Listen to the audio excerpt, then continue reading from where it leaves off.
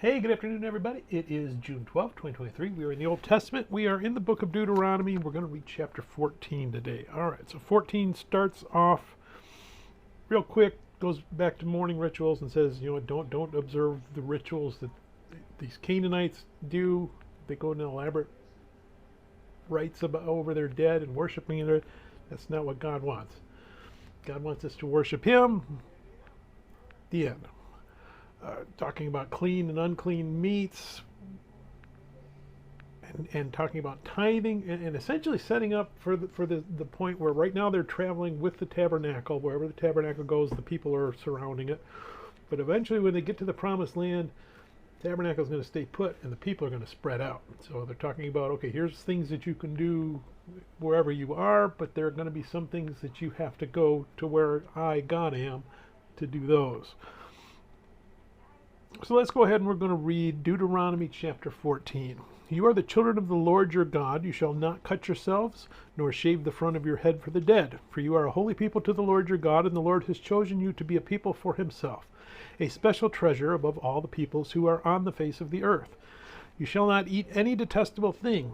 These are the animals which you may eat: the ox, the sheep, the goat, the deer, the gazelle, the roe deer, the wild goat, the mountain goat, the antelope, and the mountain sheep. And you may eat every animal with cloven hooves, having the hoofs split into two parts, and that chews the cud among the animals. Nevertheless, of those that chew the cud or have cloven hoofs you shall not eat, such as these: the camel, the hare, and the rock hyrax. For they chew the cud, but do not have cloven hooves. They are unclean for you. Also the swine is unclean for you, because it has cloven hooves, yet does not chew the cud. You shall not eat their flesh or touch their dead carcasses.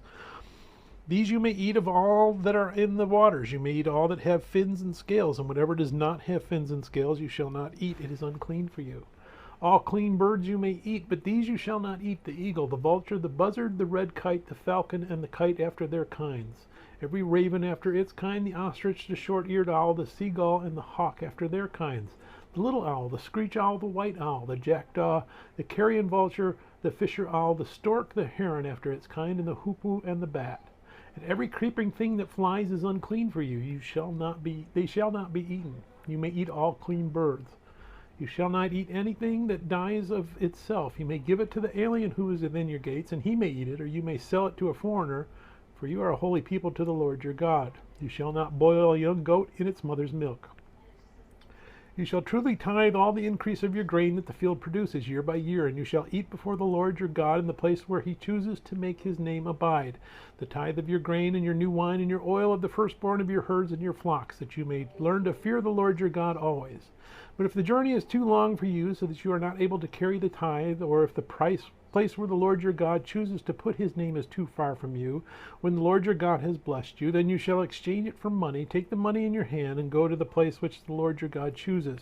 And you shall spend that money for whatever your heart desires, for oxen, for sheep, for wine, or similar drink, for whatever your heart desires. You shall eat there before the Lord your God, and you shall rejoice, you and your household. You shall not forsake the Levite who is within your gates, for he has no part nor inheritance with you. At the end of every third year you shall bring out the tithe of your produce of the year and store it up within your gates. And the Levite, because he has no portion nor inheritance with you, and the stranger and the fatherless and the widow who are within your gates, may come and eat and be satisfied, that the Lord your God may bless you in all the work of your hand which you do. May God bless the reading of his word, and may God bless you. Bye.